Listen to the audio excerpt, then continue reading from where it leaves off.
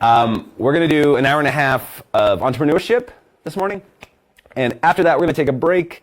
And then we're going to do social media marketing. If I'm going too fast, you can also write a message.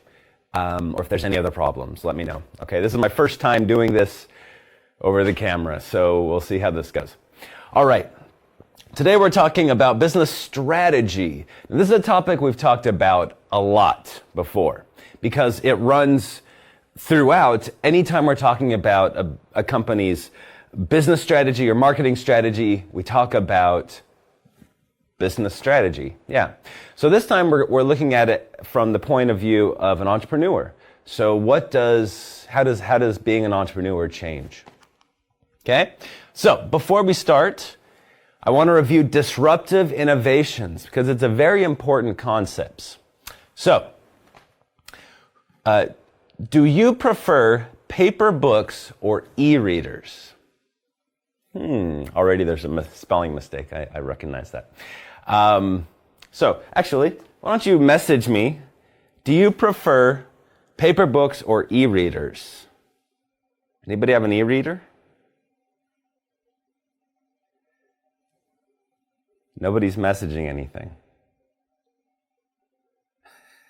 Okay, we're just going to move on. So, some people prefer books. Some people like e-readers. Yeah. And for a long time when e-readers were released, people were really nervous because when we saw e-readers released, we saw a massive uptake in sales of e-readers. And look, this is books here. They didn't change that much. They stayed the same.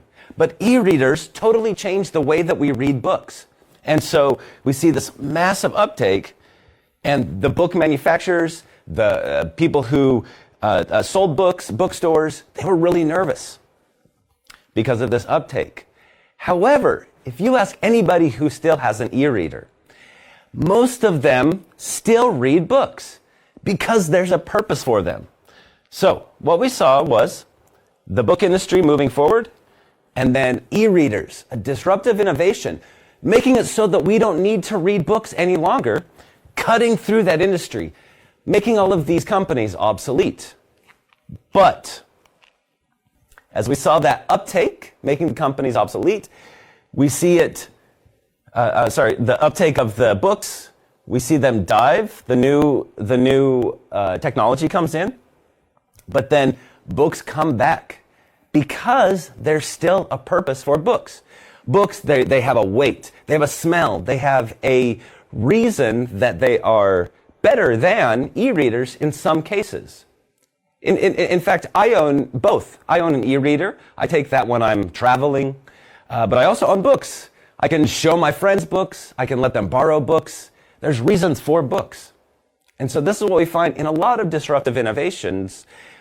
It upsets the market, but there are sometimes reasons for them to come back, for the initial technology to come back. So let's talk about the 4 P's of innovation to review. It's been a little while since we talked about it. We have product, okay, process, position, and paradigm. Okay, I'm going to ask you, what is product innovation? What changes in product? Can somebody message? Anybody?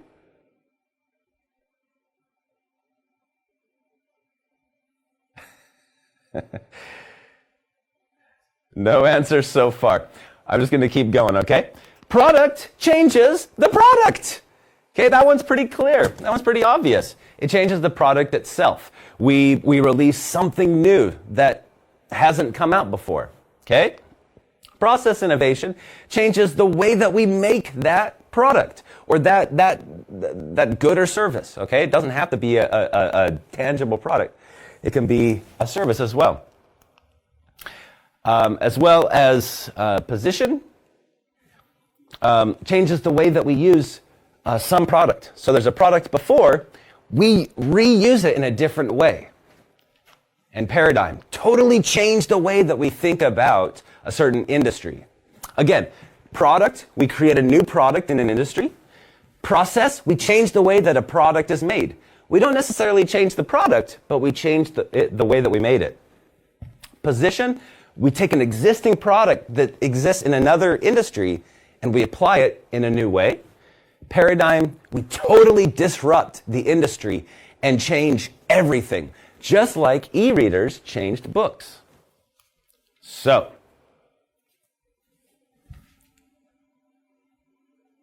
okay, yeah. Okay, I'm getting past the notes here. I'll go a little bit slower on the questions. That was the note.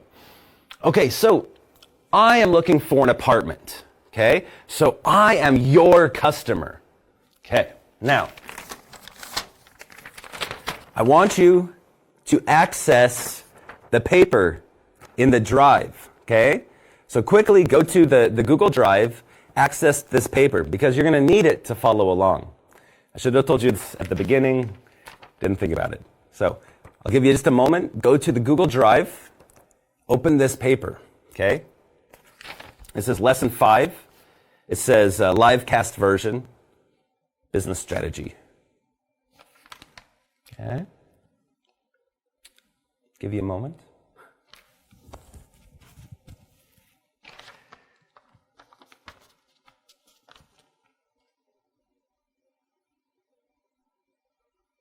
Again, that's the Google Drive, Entrepreneurship, Lesson 5, live cast version. It's a doc, so you can open that on your computers. You're going to need it to follow along. This is going to be homework you submit later. Okay. Okay, so I'm going to continue, and you can go back if you miss it, okay? So, I'm your customer. I need a new place to live.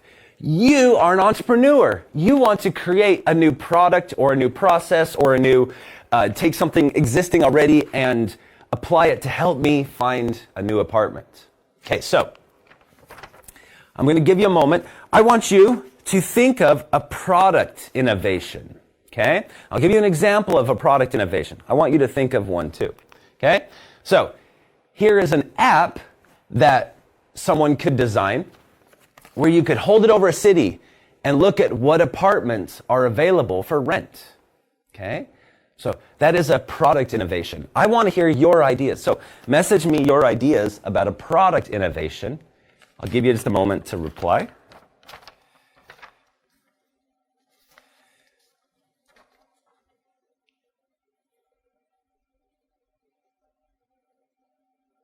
Yeah, what technology, what product innovation, what idea do you have for a product innovation? I gave you one example, an app that allows you to see what apartments are available for rent. Can you think of another?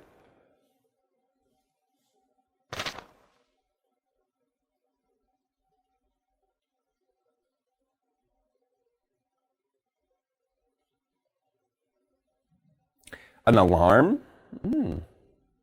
What about to help me as a customer? To help me find a new apartment as a customer? Okay?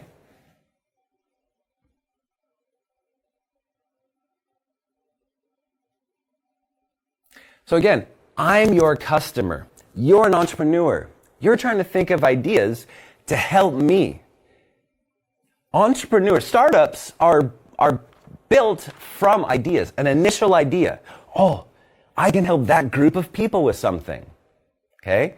So me and other people looking for apartments, we are your customer. We are the group that you want to create an innovation for. So what is a product innovation that you might have? You can think of an idea that can help me find an apartment. An app.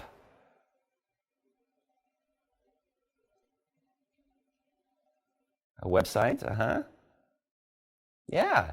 So all of these are ideas for product innovations. Now, this isn't the only kind of innovation. That's just one. We also have process innovation. For example, you might have a busy schedule. And so you don't have time to go look at apartments. So There might be a VR way of looking at apartments. You put on the VR headset and you can look around an apartment, walk into the bathroom, look around the bathroom, walk into the kitchen, look in the kitchen, maybe walk around outside the apartment. Yeah. So this doesn't necessarily change this. It's a new product. Some of these are multiple innovations, but process innovation is about taking the process and changing it somehow to help the customer. So I'm interested in ideas that you might have, whether it be the way you search for an apartment, the way that you look at an apartment, the way that you pay for your apartment. Can you think of a process innovation that changes the process of getting and keeping an apartment?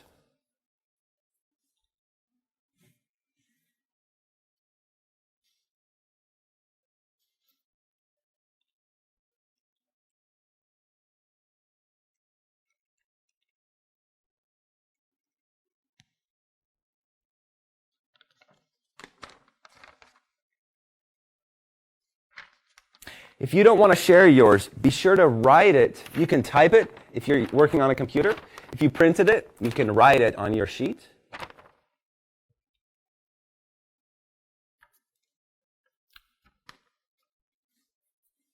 I haven't seen an idea yet.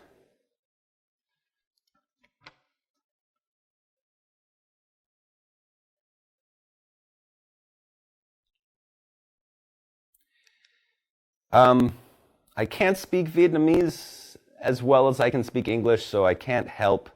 Phi Hien. Okay, automatic system for paying rents? Sure, absolutely. So that would change the process of paying. Anyone else have an idea?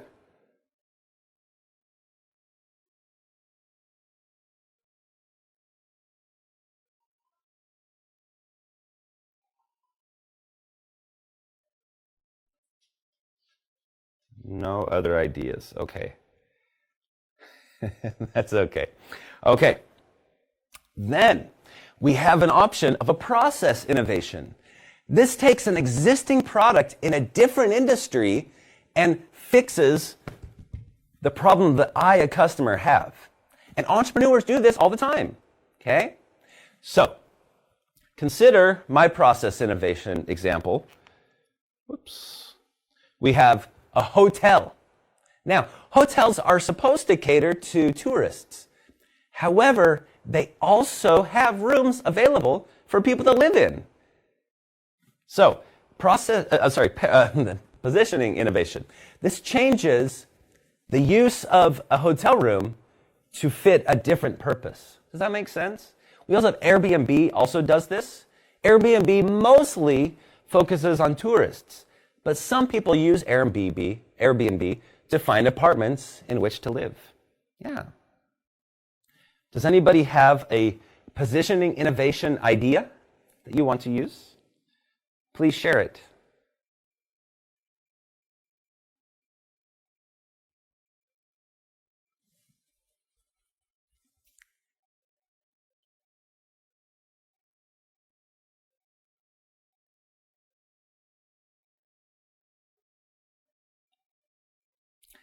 Who can think of something that exists in a different industry, but I could use it as an apartment, as a place to live?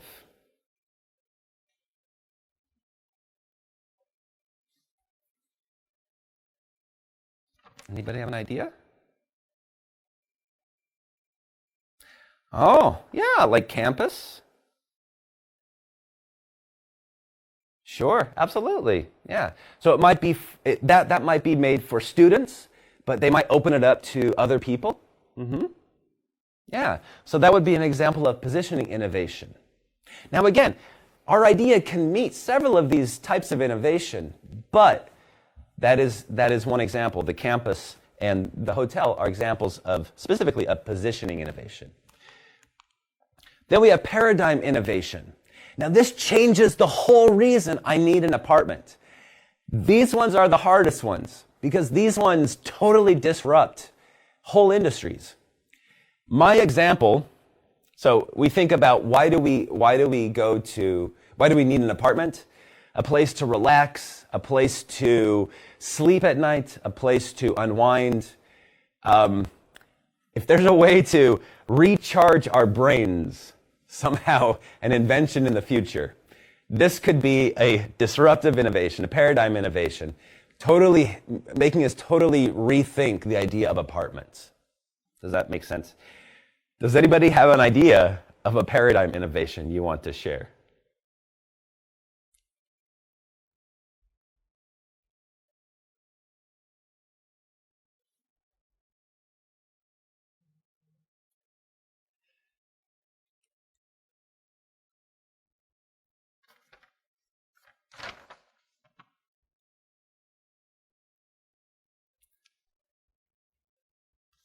Okay.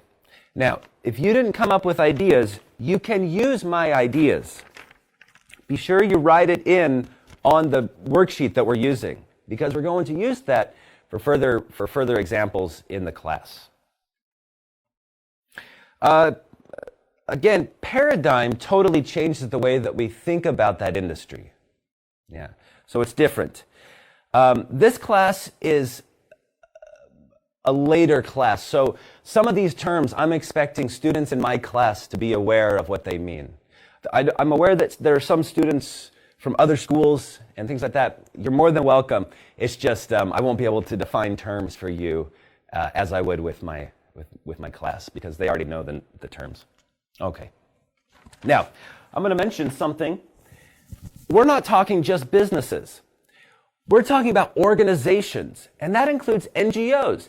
NGOs can also use innovation to leap from, to start from.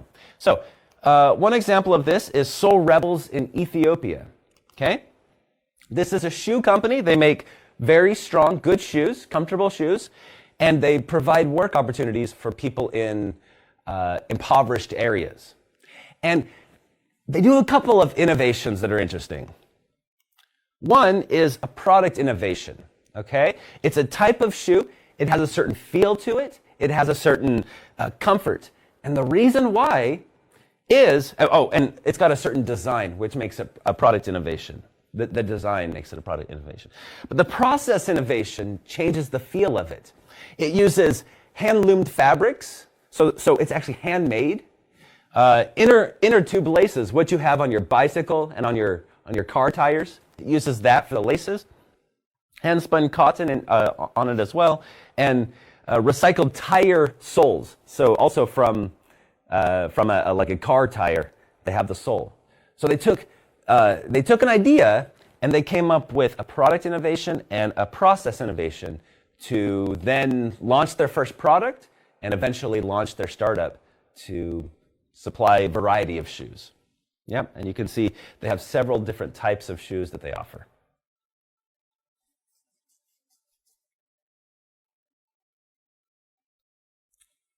Okay.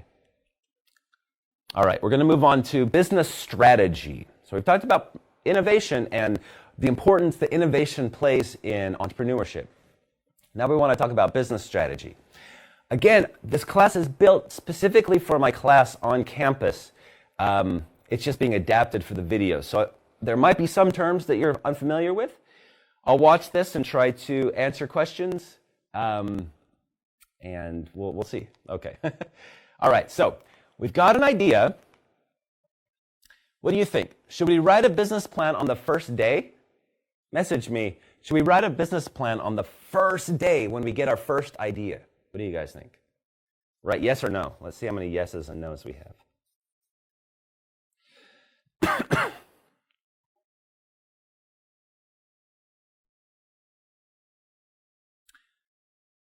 No, yes. I think no. Yes, maybe. No. Okay. What if I told you, no, you should not write a business plan on your first day?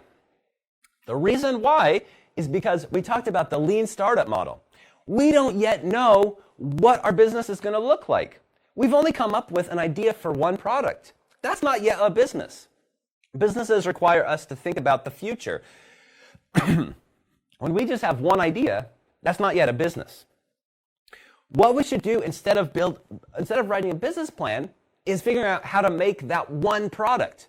You don't know how long that opportunity is going to last. You don't know if someone else has a similar idea and is quickly developing a product for that group. You need to act fast. It's similar to when Airbnb started. They didn't, when there was a conference. We talked about this last time. There was a conference in California, and it was a technology conference. And all of the hotel rooms were sold out. But there were still people who had bought tickets and couldn't find places to stay. And so a few smart individuals had an idea.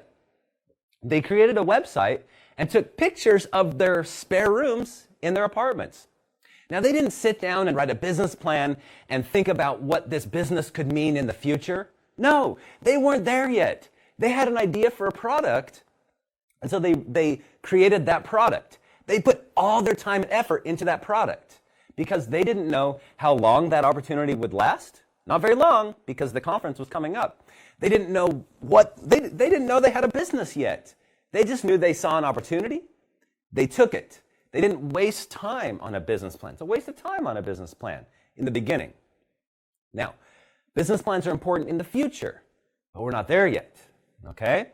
So when we get an idea, we build it. That's the next step after getting your idea, okay? We have a product, we release this product, and we measure it.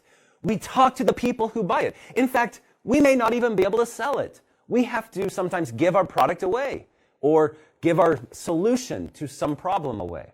Remember, I need an apartment. You develop a solution. Maybe I'm your first customer. You can give it to me for free to get my feedback. Feedback's very important when we talk about building a startup, okay? From measuring it, we've collected data. We learn from that data, and we change the product again. We get ideas from learning, and we change that product. We release the next version of the product. We measure what people are saying about it. We measure if it's actually solving the problem that we hope to solve. We collect that data. We learn from it. That gives us ideas, and we build a new product, and we release it. Does that make sense? So, building a business plan in the beginning is a waste of time because you don't know what your business looks like yet. So, but what is your business going to do? When you are ready to scale, this is when you need to consider a business strategy. Now, there's no special time you realize this, okay? In fact, you don't have to actually write it down in a business plan, but you need to start thinking about a few questions. As you're developing your product, you need to start thinking, is this going to be a bigger opportunity than just this one product? Now, again, it's a waste of time to put it down in a plan and to write, yes, this is exactly what we're going to do. No, it's better to just start thinking about these ideas. And some of these questions you have to consider are, is there potential for a long-term vision? Is this a short-term solution to a problem, or does this have something bigger? Can this be turned into a business? Okay. What products is your company going to provide? You might design a shoe, but are you going to be a shoe company in the future? Or do you think you might be an apparel company, making clothing and other maybe sports equipment, things like that? Your first product doesn't mean that you have to stay with that product as your business. That can just be one of the products that you offer. That's the product you started with, the opportunity you found in the beginning. Yeah. Okay. What is your competitive advantage? What makes us better? Now, you don't need to write that in a plan because you don't know yet. You're gathering data. You're releasing your product. You don't know what the future looks like yet, but you're thinking about it. Okay. You don't know exactly what customers you're going to serve. For example, I'm looking for an apartment, and there are people like me looking for apartments. You might develop a product that helps us, but there might be a different group out there that needs it more than I need it.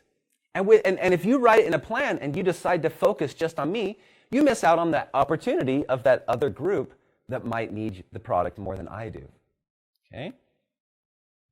And what are we going to do? What is the mission of our company? What's the vision of our company? What are our goals? What are our values? What will shape our decisions in the future? Now, again, don't write a business plan in the beginning. Now, it's okay to jot things down, to write down quickly, but you don't need to write a full business plan. That's a waste of time. Put all of your time into that first product and trying to see what the future holds. Testing that product, releasing it, seeing what customers think about that product. That is the direction on towards eventually launching a company. Yeah, this process goes around and around, and it's focused on that first product that you had, the first idea you had. So, a company strategy, is it flexible? Okay, and when I talk about strategy, I talk about the vision of a company, the values of a company, the goals of a company, the target market of a company. Are those flexible? What do you guys think? I want to see yes or no, if you think they're flexible or not. Can a startup change their strategy? Yes, we can change it.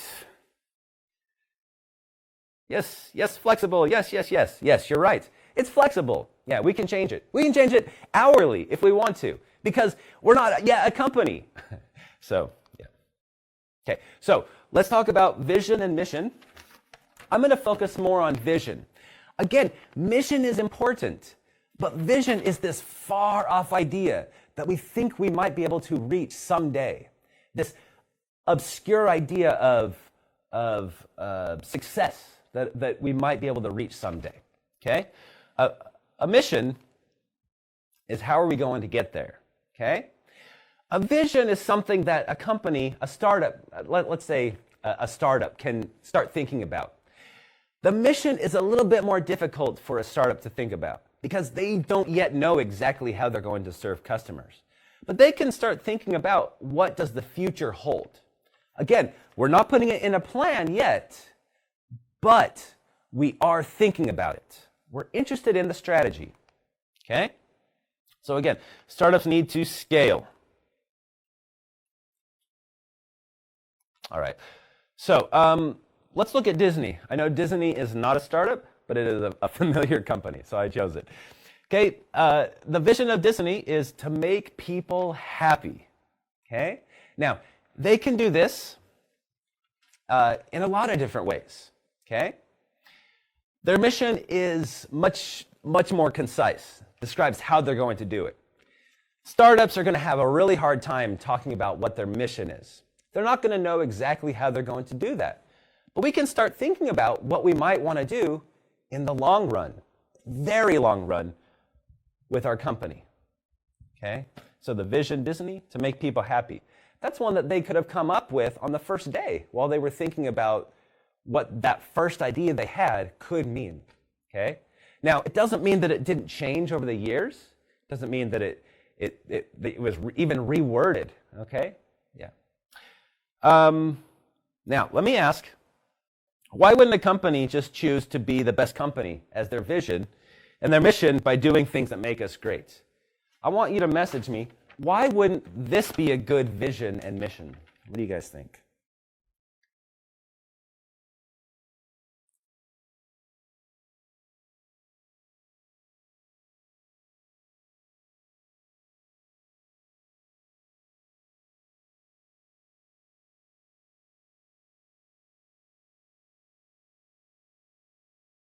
Any ideas? Doesn't meet the customer's requirements?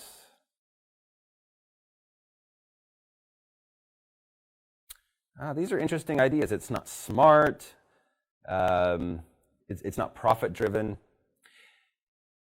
Really, it's not specific enough. So I would say that the smart answer is probably the best one.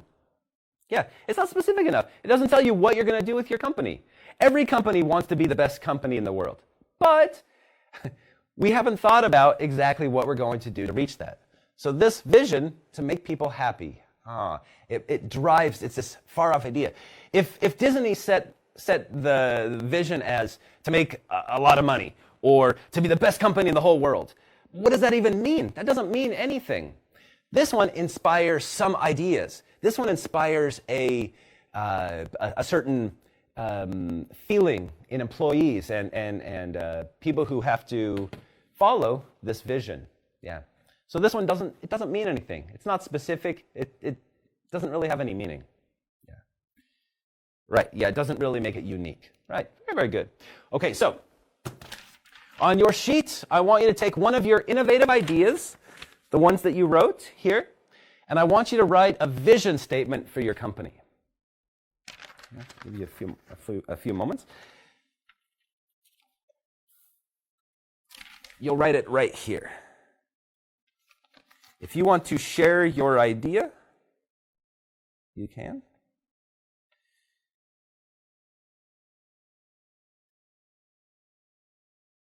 Mm-hmm.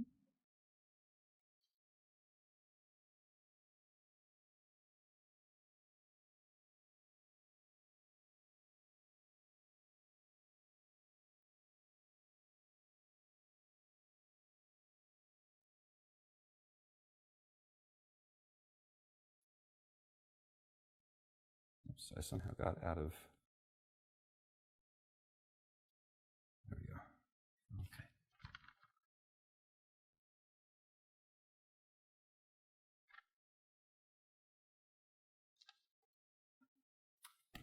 Okay.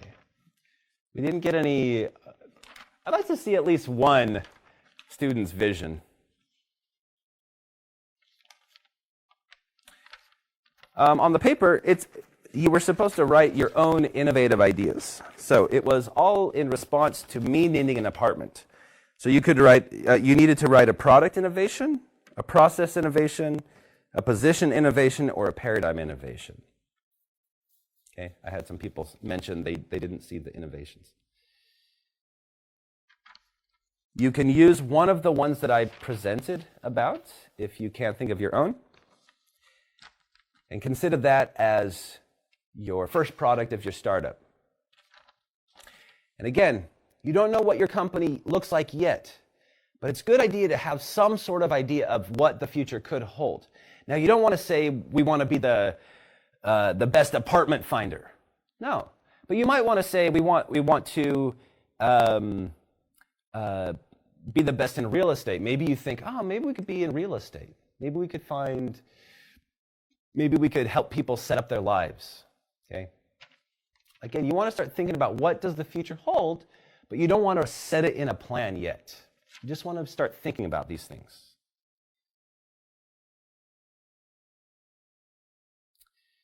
I don't have any visions shared, so I'm going to move on and assume that you understand what we're doing. So if you don't understand, send me an email, but you've written visions in classes before, so okay. Okay, next we want to talk about what values a company has. Again, we've talked about this before, so these are a little bit familiar to some of you, okay? So the concept of a value is to drive the decision-making of that company. So for example, Apple has values of high technology, fast innovation, high quality, things like that guide the decisions that they make with their company. Now, we're talking about startups here. So, actually, I'm going to skip this. All right, let's look at Google's values. Google was at one time a startup, okay? So, focus on the user. It's best to do one thing really, really well. Fast is better than slow. You notice that they're using phrases rather than words. You can use words or phrases. Both are okay. Democracy on the web works. You don't need to be at your desk to need an answer. But you can see they have a variety of different phrases. Now let me ask you this. Do you think that they sat down and wrote those the first day of their company? Answer yes or no. Did they write these values on the first day of their company?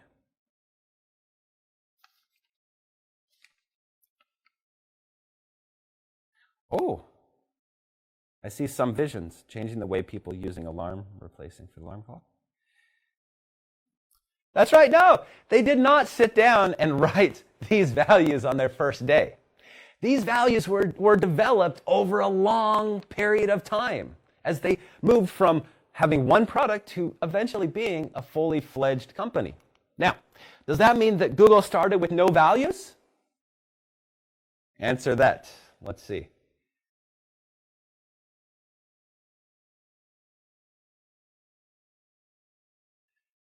No, I see. That's right. They most certainly had values when they started. So, I want you to choose 3 values that you could use for your company. I'll go back to this so that you can see some of the examples of values. Okay? What are 3 values that are important to you as an entrepreneur that you think, if I start a company, I'm not going to cheat my customers, I'm not going to put out bad quality? What are 3 values that you want to use to help build your initial product on? Okay? Again, these can change over time, but I want you to choose 3 that you would use, really, that you would use if you were going to start a company or if you had an idea for a product.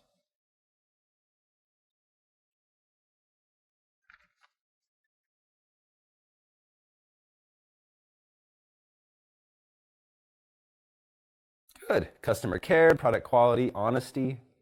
Right. Yeah, very, very good. Yeah. These are all valuable. And this isn't all of them.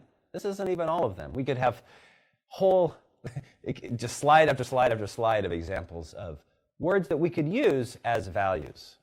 But again, companies have certain values. You can see Facebook's values, okay, Adidas's values. They're different because they're different companies. Again, the values are what shape the decisions of each of these companies. Okay. All right. Quality, customer service, benefit, unique, quality, customer care, honesty, quality, consistency. Yeah, these are great. These are great. Convenient, suitable apartments, information available. Good. Okay. Now I know if you've taken my class before, if you're in my current class, you've seen the SWOT before. It's a tool that is very useful when considering strategy. Okay? So, how do we use the SWOT tool? How do we use the SWOT tool? I want to see your answer. How do we use the SWOT tool? Anyone have an idea? Why do we use the SWOT tool? Maybe that's a better way to ask.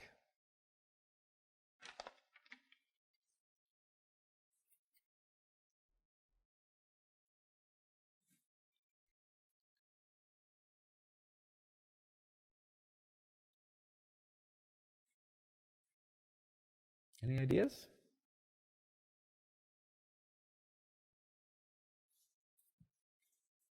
Why do we use the SWOT? What's the purpose of it? We can use it to understand our product, but that's not the answer. That's just one use for it. Now this is an interesting. Zui Tao said, to analyze internal and external factors. And to uncover trends, to identify what is internal factors that influence the company. Yeah. Pros and cons. Right. Yeah. It's essentially used as a tool to think about something before we start something. What is going to influence our decision about that? What is going to influence our decision, basically? So we have internal and we have external. Internal, we're looking at strengths and weaknesses. What are we good at? What are we bad at? Okay? External, we're looking at opportunities and threats. What can help us move forward? And what do we need to be careful of? Now, the SWOT analysis needs to be used for a specific purpose, to answer a special question that we might have. Okay? So, let's talk about Com Cafe. Okay? They started in 2007 with one shop. Do they still have one shop now?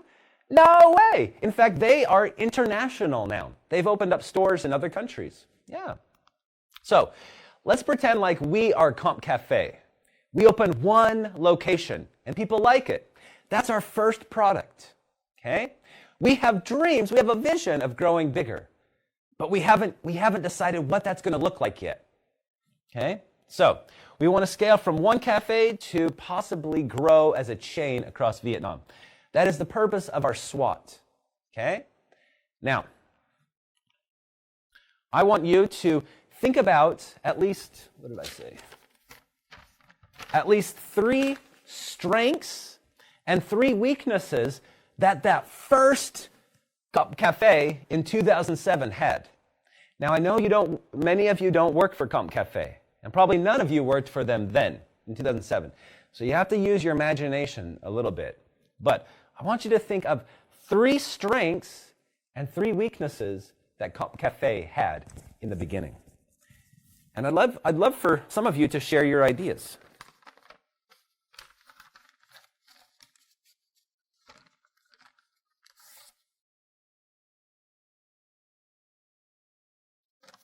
What are 3 strengths? What are 3 strengths?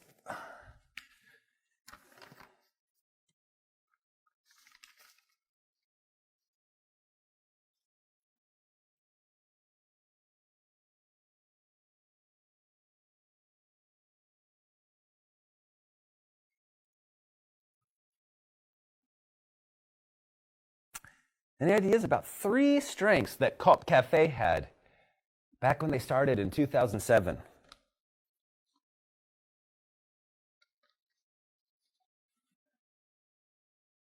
Delicious coffee? Yeah, sure, that would be one of their strengths. Yeah, their product, decorations, reasonable price, absolutely. Special taste, quality service, absolutely. Now, what are 3 of their weaknesses? What were they bad at? What did they need to improve that could affect how they grow across Vietnam? Okay. Maybe the atmosphere. Oh, that's a positive. Staff refinement. What about weaknesses? The music?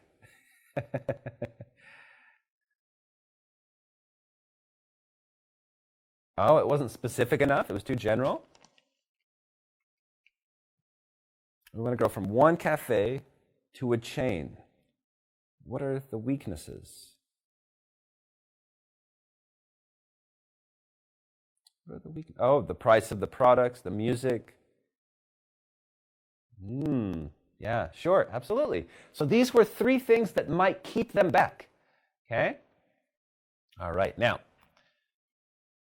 strengths and weaknesses are a little bit easy, okay? It's easy to think about from inside your company what you're good at and what you're bad at. Now, an entrepreneur would look at this and they would look at their first product and they would think, what's good about this and what's bad about this? A weakness that an entrepreneur might face could be something like maybe they don't have an office. Maybe they're not registered yet. Things like that. Yeah. Okay. Now, we need to look at the external opportunities that could help us grow from our one product. Remember, Comp Cafe, one product in the beginning. They want to grow. They want to become a big company. Okay? What opportunities could help them with that? And what threats do they need to be aware of? Okay? Now, we can use PESTLE as a way to analyze the external business environment. Okay? So, that means the P stands for political. What is the government doing? What policies are they passing that might create an opportunity for you or a threat? Okay? Are they creating relationships with countries that can import really good coffee? Are they creating that could be an opportunity or a threat, depending on what kind of coffee Comp Cafe wants to sell. It's a Vietnamese company. They want to sell Vietnamese coffee, so that is a threat. A new tax system might also be creating problems. That might be a threat, okay? For example. Please read my comment.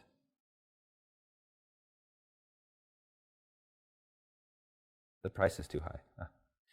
Right. So we have political, we have economic as well. Okay. How is the economy doing? How is the economy doing? Are people going out and buying cups of coffee in 2007? Yes, they were. Absolutely. The economy was really strong. It still is. Okay? And so Cup Cafe had an opportunity. The economy was strong. It was doing well. People had extra money. People were meeting friends more often. In 2007, that's an opportunity. Okay? If the downturn of the economy, if people stop spending money, if people start saving more, that becomes a threat to the economy. Okay? We can also include competition under economic. When we're using pestle, we used a different model in our previous marketing class when evaluating the business environment. So this is a slightly different model, but same idea, same idea. Okay, social, what's happening in society? What do people like doing? What do people think about? Do people make their coffee at home, or do they like to go out to drink coffee? Okay, so social factors can become opportunities or threats. Yeah, certainly, certainly. Oh, very good. Dung Tu said GDP in Vietnam is increasing. That would be certainly an opportunity for some companies. Certainly for Cup Cafe, that's an opportunity. It could be a threat for another company.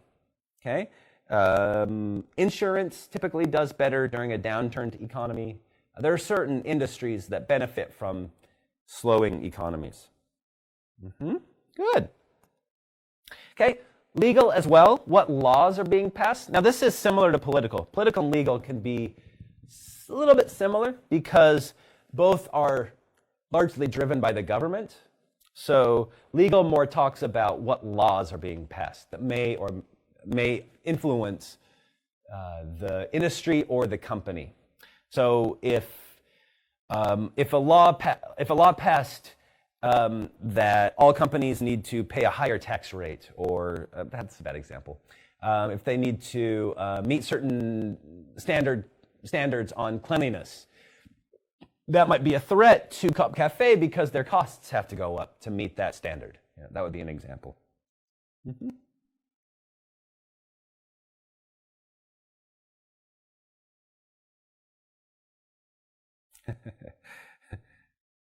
Good. Okay, and then environmental. This looks at what is happening in the climate.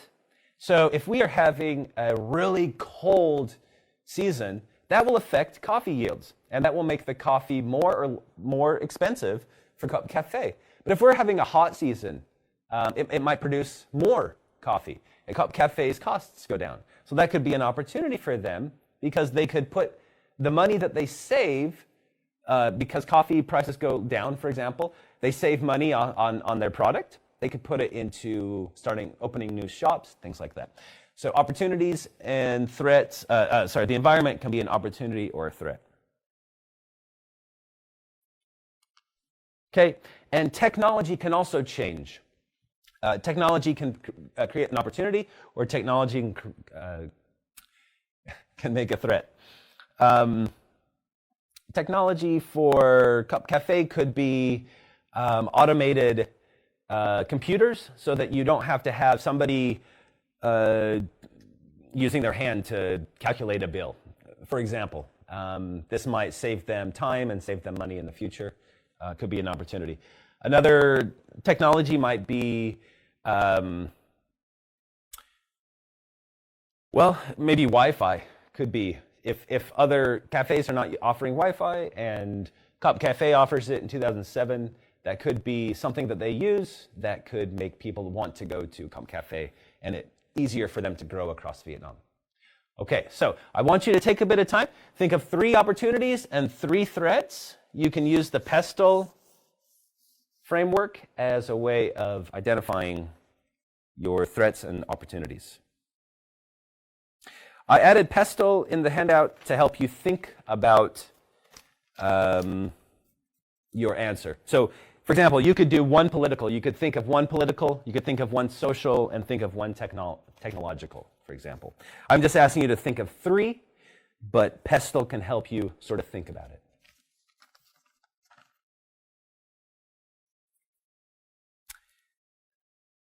Yeah, certainly. Coffee bean suppliers can influence. So under economic, we have competition. We can also have suppliers under economic as well. Now, be careful that we're talking about specifically suppliers. If we're talking about something that Cafe owns, then it becomes a weakness or a strength.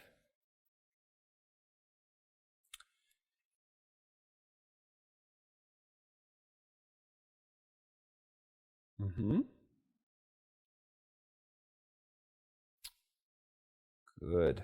Okay. Great. Okay, so if you haven't already, I want you to finish your SWOT analysis. Think of 3 strengths, 3 weaknesses. That's internal to your idea, okay? Now, I'm asking you, I asked you for Cup Cafe. You can use, I didn't explain that very well. You could use Cup Cafe for this piece of it.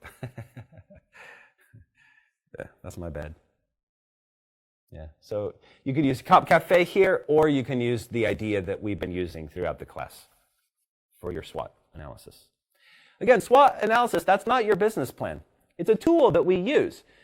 Startups use SWOT analysis all the time to consider how they're going to grow their business, what product they should sell next. Basically, it's a tool that can be used to answer any of these progress questions, looking at growing your company. Yeah, you can use Comp Cafe if you want to. That is fine. For the SWOT.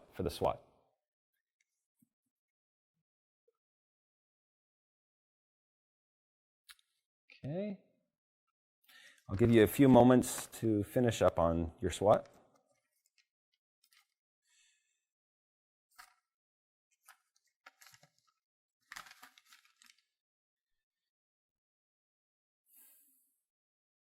No, do not use Comp Cafe for the whole handout. No. I'm only allowing you to use Comp Cafe for the SWOT because I made a mistake and I didn't explain it well enough. Yeah, that could be certainly a threat, Uding Van. Yeah, but coronavirus wasn't around in 2007. When was SARS? I don't remember. SARS may have been around.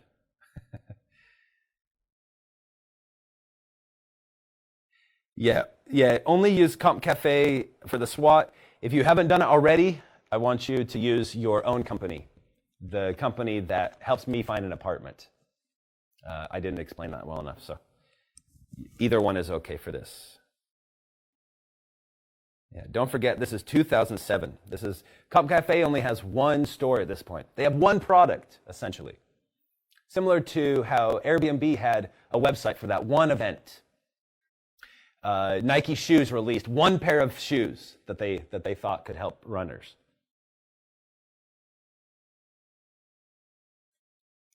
Okay. Next, we need to talk about the target market. Okay. Now, again, all of these things can change, but they're things that we need to be thinking about while we're beginning our company.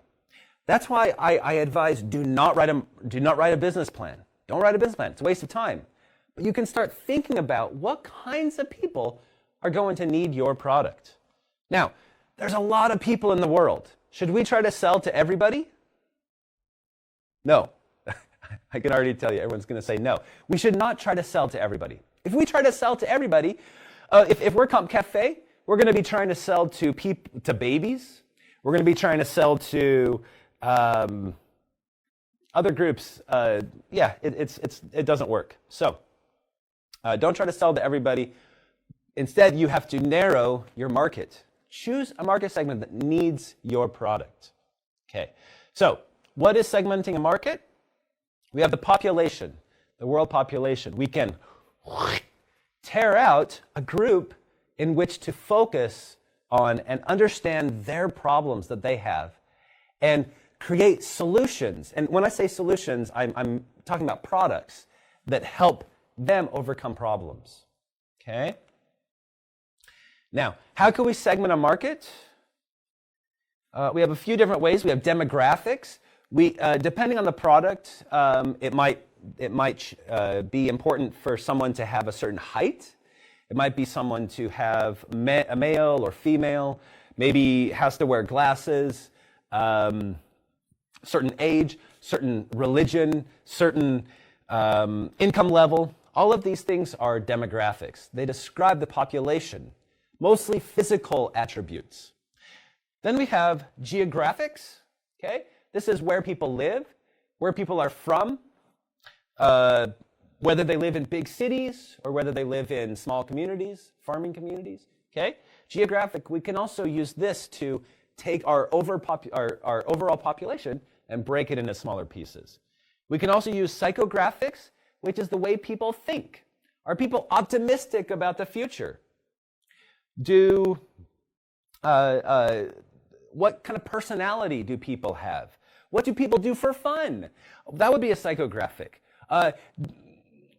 What do people do to pass time? These things are psychographics. Behavioral is all about buyer behavior. How often are they going to buy the product that you're going to develop? What do? Do they write a blog if they like your product? Do they tell all their friends if they hate your product? Okay. So, buyer behavior is another way we can look at the overall population and split it into groups. Do you lose money, teacher? No, I didn't lose any money. Okay. So, how do we know which market to target? Especially when we're an entrepreneur. We have an idea for a product, but we don't yet know what product, what group to go after. We don't know. So, just like we, I'm getting ahead of myself. Well, I can describe it. Just like we do with the product. We release a product that we like.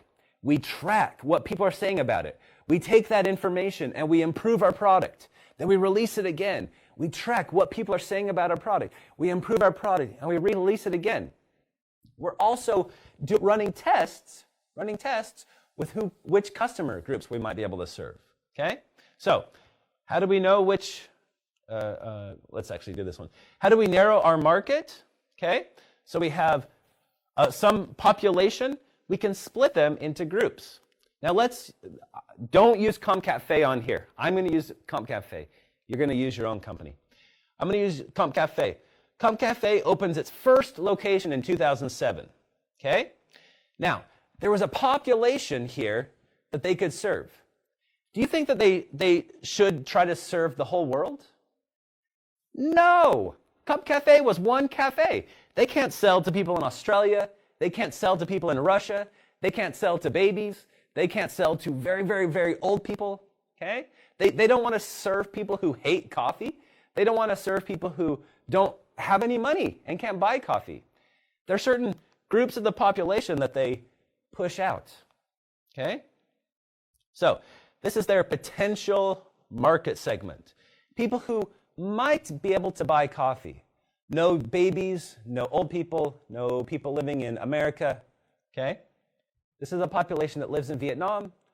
There's certain similarities among this group. But we don't stop there. We don't try to create a target market that encapsulates everybody that might be able to buy our product. We don't stop there.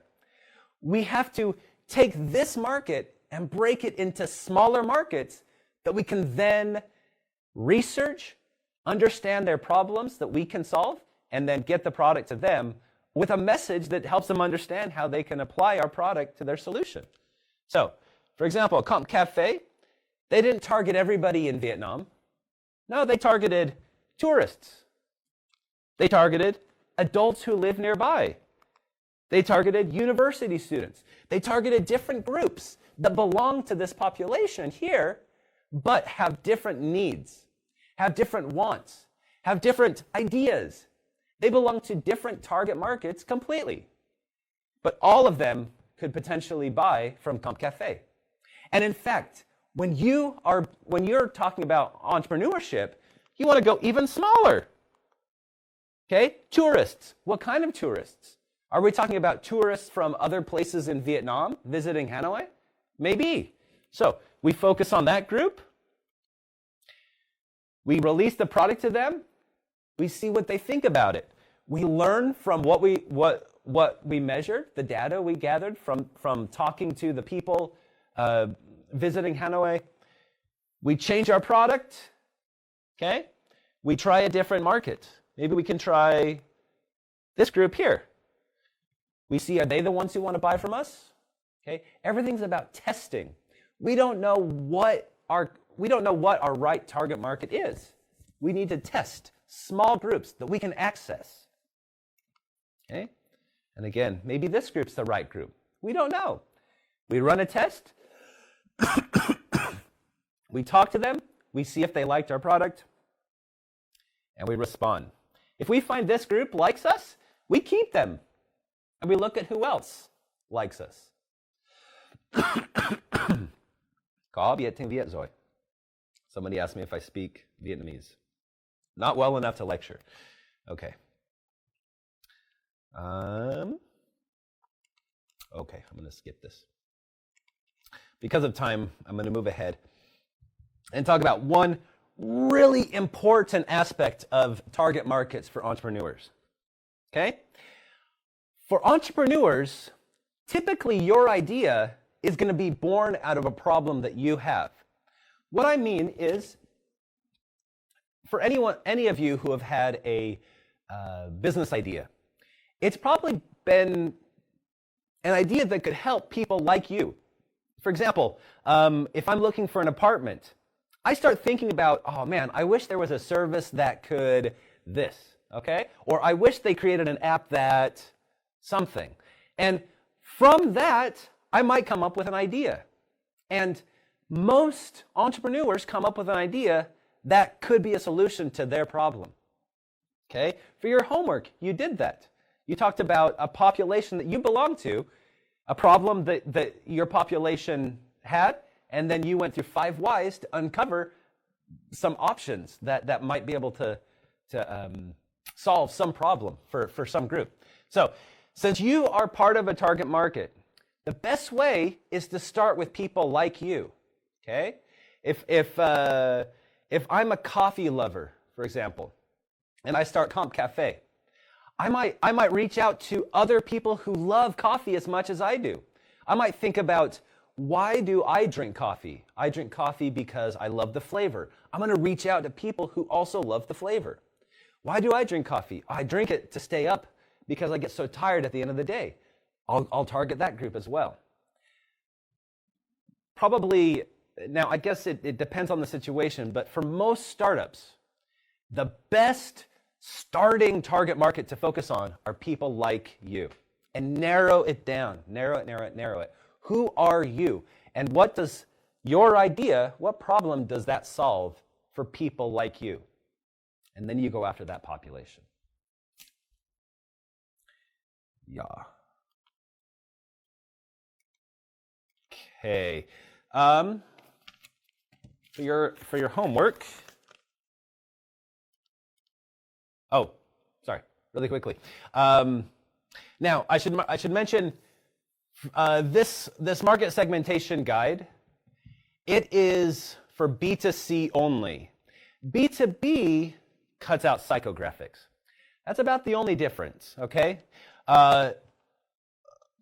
I guess for a business, the demographics would be like how many employees work for that company, what industry do they operate in, what are their products, anything that describes that business physically, I guess you could call them, like how long have they been a company?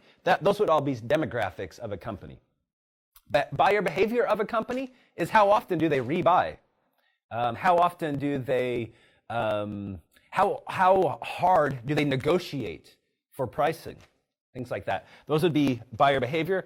Geographics, where is the company located? Where are its headquarters located? Those can be 2 different places.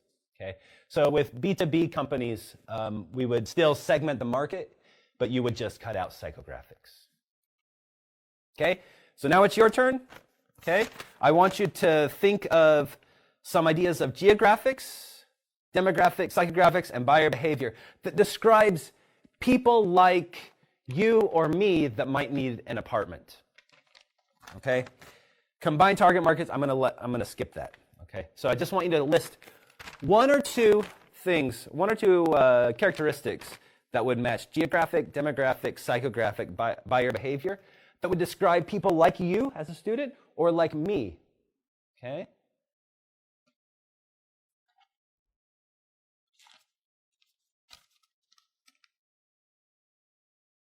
I did mention you are starting a new company. We started it from the very beginning when we talked about innovations. Yeah.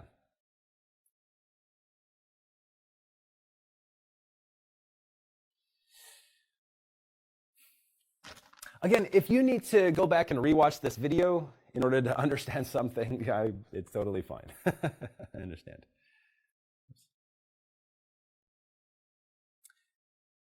Okay. Let's move ahead. We're almost done. Last thing, and you're probably wondering, why did you save it for the end? It's going to make sense here in a minute. It's not really part of strategy, but it's something that people think about. Naming your startup. Is the name of your startup important? Message yes or no. Do you think it's important?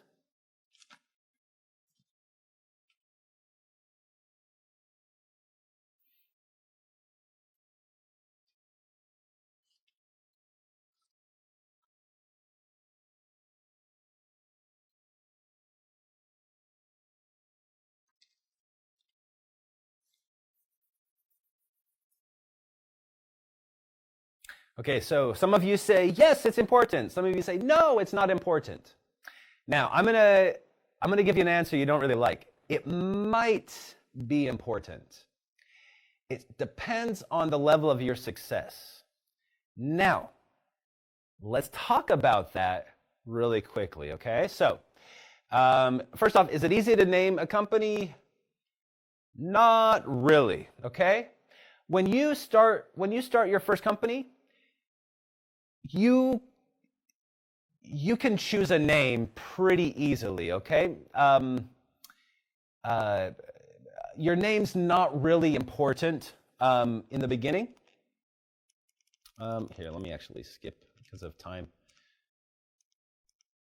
Okay. Your name's not really important in the beginning because you can change it. In fact, a lot of companies have changed their names. So Google was once known as Backrub. That was what they started their company under. That was their first product. They changed it later to Google because it was a better name. LG was Lucky Gold Star. They didn't technically change their name, but they shortened it to LG. Yeah. Nintendo was Marufuku Company Limited. They changed it to Nintendo. Okay? AOL, American Online, they shortened it to AOL. You don't have to stay with the name that you choose in the beginning.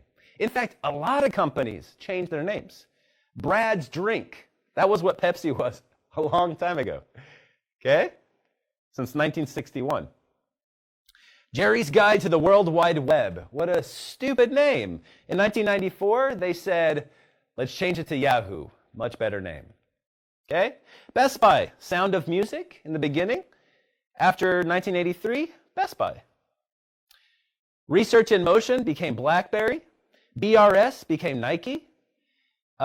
Auction Web became eBay. Pete Super Submarines became Subway. Confinity became PayPal.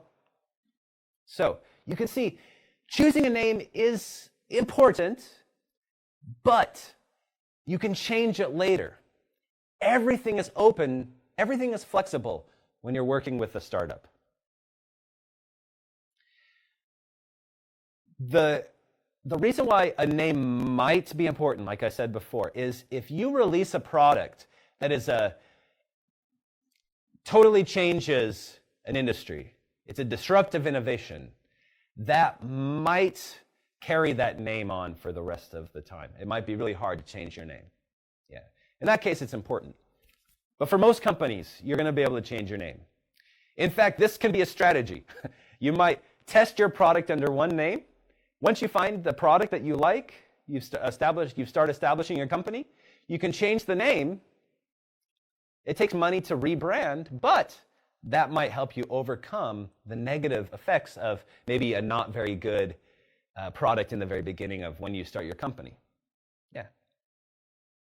Okay, so I want you to name your company. I think we're almost out of time. 10 minutes. Okay, I want you to name your company. Now again, this is the company that helps me find an apartment. What name would you give your company? I'll put up a couple of points that can help you.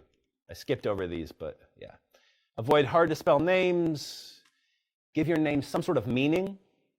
Don't limit your business. Like online books can only sell online books. Make sure no one else has the name. And buy your domain name as quickly as possible. Okay, so you can use some of these tips to help come up with a name for your company. I'll give you a moment. Anyone want to share their company name? Mia Car Wash Center. And as when you change name company, Mr. Blake, I don't understand the question. Basically, you can change any of these strategies at any time. Now, once you register your company with the government, it makes it a little bit more difficult. But remember, what we're talking about is we're talking about when a company is brand new. This may even be before you register your company. And you can also change your name after you register. It just takes a little bit more work. But it's certainly possible, and a lot of companies do it. In fact, there's other strategies that we look at in future lessons. But Procter & Gamble, for example, it's not a startup, certainly. But they don't actually release any product that says Procter & Gamble on it. Everything is like Crest, or they have many products. Nothing actually is called Procter & Gamble. So you can certainly release products under different names. Yeah. Knock, knock, your apartment is here. All right, so many good names. I like it. All right, guys, good job. We are out of time. So this is homework, okay? Individual assignments. Individually, you need to fill this out and send it to me, okay? This is an assignment. Hopefully, if you've been following along, it's really easy because I've given you a lot of the answers and helped you on it. If you struggle with it at all, send me an email, and I'm happy to explain something, give you some ideas, okay? We had a guest lecture last time. I know it was several weeks ago, but this paper is due today. You were to write a one-page document about what you learned.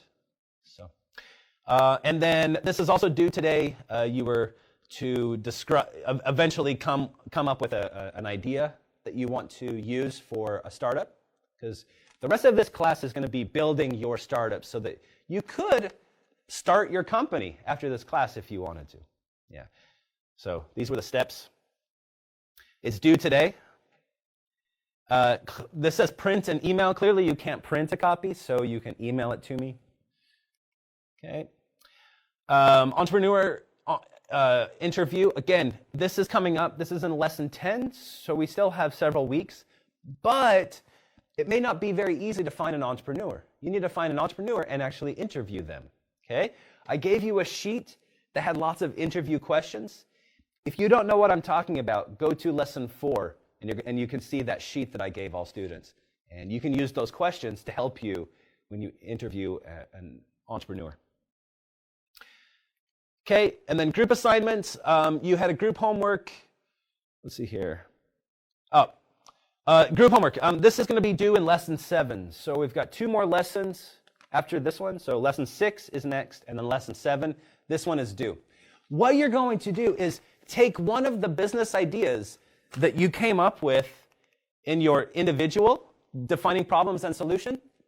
You're going to sit down with your group and you're going to talk about all of the different ideas you had. You're going to choose one of those ideas from within the group. Okay? You're going to name your business. Remember, you can change it later. You can change it later. You're going to describe your business. What is the idea of your business? What are you going to do? What problem do you solve? I want you to write a vision and values for your business. I want you to do a SWOT analysis of your team starting the company. So what strengths does your team have? What weaknesses does your team have? What opportunities does your team have to start this business? What threats does your team face to start this business? Okay, so it's all about starting the business. You're going to write the SWOT.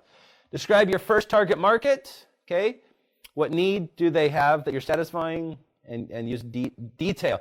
Get narrow. Don't say men and women. That's not narrow. Say women who are this age, who have this quality. Okay, like we talked about, the population. Smaller chunk of the population, we break that into smaller groups. Break it into smaller groups, and then focus on a very narrow group. And again, typically it's going to be people like the person from the person in your group who had the idea that you chose. Okay. Then we're going to outline your business model. We're going to talk about that next time. So don't worry about business model this time. All right. Next time we're going to talk about business models. And we're going to take a 20-minute break now. And when you come back, we're going to do social media marketing. Okay, thanks.